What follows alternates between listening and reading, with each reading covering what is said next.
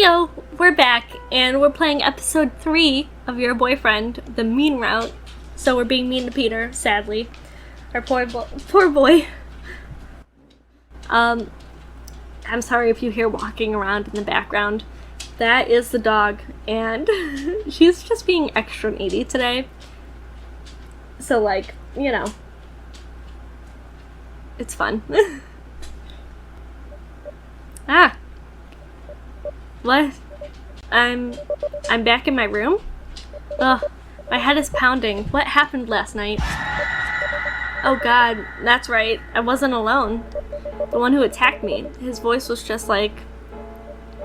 What the fuck? Why did they do that? That dick choking son of a... Who could that be? Ugh, it's probably Peter. I guess the landlord didn't give him the keys to the place yet. We're just like cool with it still. Part of me hopes it's Peter. I don't know if I'll give him a black eye or just strangle him. I'm coming, Jesus. Quickly making my way towards the door, I take in a deep breath and look through the people. Oh. Sorry about that. I thought you were someone else. Paranoid enough not to answer the door, huh? No, just not eager to get visitors. The landlord doesn't seem to acknowledge my answer as he crosses his arms and continues. I had a word with Lucy about the termination of her contract. She didn't take it well. Yeah, I can imagine. The landlord seems a little uneasy as he continues. She tried to convince me to at least keep her for another week, saying that she recently got a job somewhere and will pay you back from all the times you covered her. Wait, she did? Yeah. Anyway, long story short, she'll be by later today to start packing her things. So I suggest you make yourself busy. She's pretty pissed about all of this. Well, she should have gotten this job sooner, instead of bumming off me for 3 months straight. Getting a job these days is harder than it used to be, kid. Anyway, if she needs some boxes, have her come to my office. I think I've got a few to spare. I could get them for... Great, will do. We're not going down there. Great, will do. That's not our character. Besides, we're not here for Dawn. I muttered. Well, I need to shower and get ready for work. Saying this, I slowly start to close the door, hinting to my landlord that this conversation is over. One last thing. He interrupts as he places his hand on the door, preventing me from closing it any further. Do you happen to have a third person living here that I should know about? No, but I do happen to not have a desire to be late for work again. Careful, kid. He sneers behind clenched teeth. I could just as easily kick you out, too. I don't want to go into work today. I don't want to go in at all today. I think I'll take my time getting dressed. Maybe a long shower. Whoa, what happened here? I ask myself, noticing a small crowd of people surrounding the area. Does this mean I'm getting the day off? That'd be swell. There you are! I've been looking everywhere for you! Oh, he's worried. Peter! Oh god, you had me worried sick. Are you alright? What did they say? If they blame this on you, I swear to god, we need to have a talk. I say in a firm tone. A talk? He asks with confusion. Why? What did I do? You know damn well what you did. I say, tugging on his shirt and guiding Peter over across the street and near an alley, finally letting go and glaring at him.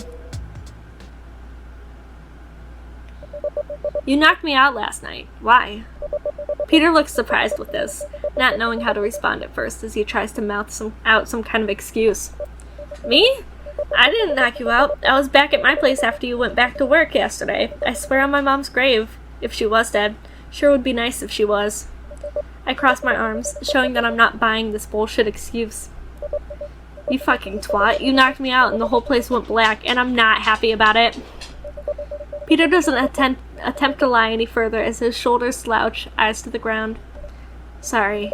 I didn't want you freaking out that I was there, so I panicked. You're practically living there now, and you just so happen to carry chloroform with you when you came over? Yes? If we say we're done, that's not gonna be fun. Because he'll probably... We're done. But I'm gonna say it anyway. I say bluntly, not even looking into his eyes as I storm past him. Maybe this would put this dog in his place. Wait! He nearly calls out as he grabs onto my arm, pulling me back and gripping both my shoulders as he was nearly on his knees. Let go of me! I hiss, yanking myself away from him. Hey! Hey! His reaction was becoming a little too pathetic for my taste. Don't you get it? I can't. Haven't you been paying attention to what's been going on? Can't you pick up the slightest hints that I'm meant to be with you? The fuck are you talking about? Peter's grip on me moves down to my waist. The man now completely on his knees, he nuzzles his head against my chest and hums. Oh, Name, I love you, but you're not very bright. Fucking excuse me? Okay, give me a second. Nina!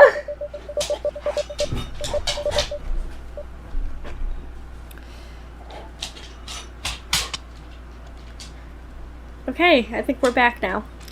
Think about it. The moment we met at the park, those times I saw you at the diner, how you would always leave your window closed no matter how many times I opened it at night, your perfectly sized closet.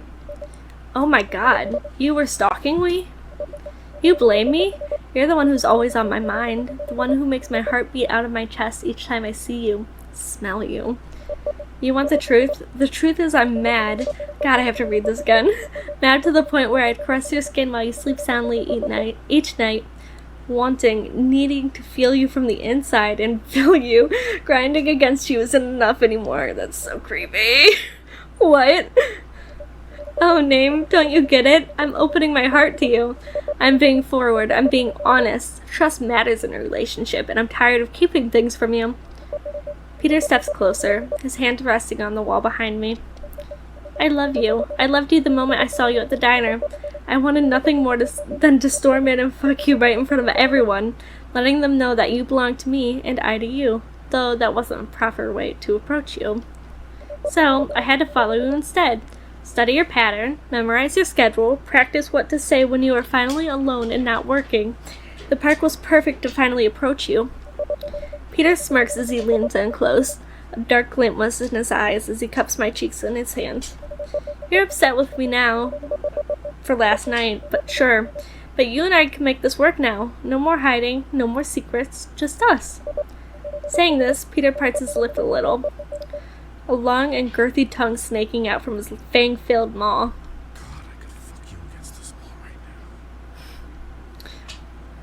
now. Hey now, slow down. We're just gonna say that, because I've never seen that one yet. Hey now, slow down. If this was to work, he's gotta know to follow my lead. I try to push him off, but he makes a soft moan at my touch. Jesus. I just want to do some wonderfully awful things to your body. Can you blame me? I sigh. I don't know what I'm more disgusted with, the confession of his stalker-like behavior and what he's done to me in my sleep, or the realization that I find these actions of his arousing. Look, nothing serious is going on between us. You just happen to meet some of my needs, okay? Peter just smiles. Not what I was expecting, and the lack of negative reaction is scary. You don't think I know that? I know you're just using me. But I'd gladly be a doormat for you if it means I can feel your heels digging into my back. My body shivers upon hearing these words. Never before have I encountered someone who's so willing to be dragged through the dirt without hesitation. Not even TK was this willing. I'll be over later tonight, darling. He kisses the top of my head and turns away to leave. I take a moment to mull over what just happened. A strange mixture of emotions are all brewing inside of me, ones I'm not fully sure how to process. My phone vibrates in my pocket. I check to see the caller ID. It's TK. There was too much on my mind to converse with them today. Maybe if I keep the conversation short, they won't notice anything crazy is going on. They're pretty perceptive when it comes to me. Clearing my throat, I hope my confidence will deter them from digging deeper. What? I snapped. TK doesn't catch my bitchy tone as they continue, not even being fazed. Damn it. Hey, Name. Work is cancelled. Apparently, somebody broke into the diner overnight, but I'm not getting much else from the cops. I figured I'd give you a heads up in case you were running late again. Gee, Thanks for the confidence. I feel like a valued coworker. I don't know why someone wanted to break into that shithole, but I also don't care either. I'm happy to get a day off. I just hang up on TK. Hopefully they'll back off and leave me alone. If not, I'll just ghost them. I stuff my phone into my pocket and start heading back to my apartment. I can't wait to just fall into bed. Did no one die? I open the door to see Lucy lounging on the couch. Typical. I toss my keys on the counter and shut the door. Lucy stirs, grumbling and rubbing her eyes. Can't be quiet, huh? Not my fault that you have a hangover. Just like it's all a meaning manager's problem that you don't have a job. Lucy glares at me and sat up. Full of piss and vinegar today, are we? Why are you back so early? Break in at the diner. Fuck knows why anyone would want to break into that hellhole, but here I am, which means that I won't be able to work until further notice. Lucy just stared at me blankly. That's sucky. What are you gonna do? First things first, you need to pack your things. Lucy's expression went from wary to pissed in 0 to 60. Why? Can't wait to see me on the street? The way you behave, it's the only home you deserve, you fucking whore. I can't believe I was stupid enough to think you were looking for work instead of getting wasted and fucking anything that moves. Lucy jumped to her feet. What the fuck is wrong with you? You don't think I've been beating myself up every day and feeling like a goddamn failure for not being able to find anywhere that'd hire me? You think I like not having $100 to my name? That every night I don't hear my fucking dad's voice in my head telling me I'm a fucking worthless bitch? Drop dead. I don't want to say that, but I want to know her reaction. God damn, she had to make everything personal. Maybe it was at this point. I can't hold back my vitriol for her. Drop dead in a ditch, you slut. Jesus! I run to my room and throw my door shut. I lie on my bed and can hear Lucy throwing a fit outside, cursing me out. I don't care. I'm fucking tired of picking up her slack. I close my eyes and try to tune her out. Eventually, I hear the front door slam shut. Good. She's gone. I stay in bed for several minutes, mentally arguing with Lucy in my head with all the things I wanted to say to her fucking face. I hear a knock at the door. Ugh, I'm not in the mood for company. Maybe if I stay quiet, they'll assume no one's here. Oh, for hell's sake. Lifting my head up, I get up on my feet and storm to the living room to see who had the nerve to just walk in. Of course it's Dawn. I don't like being ignored, kid. Fuck. You can't just walk into other people's apartments like that. You gave me a heart attack. You need a heart to have that. Besides, I own this place. You're just renting the space out. It probably wasn't a good idea to argue with the landlord of all people. What do you want? I muttered. This is the second time he's bothered me today. Well, besides the fact that someone recently got murdered at your work and how Lucy stormed off the way she did, I figured I might check in and see what the hell is going on with you. So someone did die, but who? Wait, what? There was no murder. The landlord looked at me in a pinch of confusion, though probably not surprised. I take it you don't like your job enough to pay attention, huh? I work in food service. What is there to like? Fair enough. But yeah, someone was found in the freezer and was stabbed a few times. They thought it was a break-in at first, but no such luck. Jeez, really? Maybe it was a robbery gone wrong. Doubt it. Nothing was stolen. Wow, that's weird. Do you know who it was? No, my kid knows better than to give that information out early. Your kid? Is he a journalist? A police officer. He was the first to show up at the diner this morning. But you're doing alright in terms of what happened at work? It's a day off that's long overdue. I'm not distraught or anything over it. Seems kind of harsh, don't you think? What seems harsh? When did you get in here? Jesus! Looking behind the landlord, I see Peter sticking his head into the doorway, looking curious about the conversation as he walks in. Hey Peter. I muttered. Is everything alright? He asked, walking up to me and taking my hand. Excuse me, Name and I were talking. I know, and now Name and I are talking. I could see that the landlord was starting to get tense. His posture straightened as though to look down on Peter even more. I don't need these two doing a cock off right now. Sir, let's talk about this lever. Could you leave my boyfriend and I alone for a moment? We'll do that one. Could you leave my boyfriend and I alone for a moment? I asked, taking hold of Peter's sleeve and tugging him a little closer to me. I hope it's in regards of the scrawny little boy's manners towards the owner of this place, he firmly stated, crossing his arms and glares towards Peter. No offense, but I'm not dating you, so I see no obligation to get on my knees and suck you off. Oh my god! I tried to hold back a chuckle upon hearing Peter's response, not at all intimidated by the presence of the older man. If you're gonna be a smartass, you're not moving in. What? I still need a roommate, though. Then you better start looking. I'm not eager to let some snobby brat like Lucy into this apartment. And this piss stain is no exception. He didn't say another word as he made his way out, despite me trying to argue with him. The man didn't look back as he closed the door. Fuck! Now what am I gonna do? I bellowed out, storming over to the sofa and plopping myself down on the cushions. As if this day couldn't get any worse. Peter comes over and sits down next to me, giving me a weak smile. This place is bringing you down, darling. Why not stay with me for tonight? Help you get your mind off things. I suppose so. Save me from having to see Lucy again later. I never actually saw your place.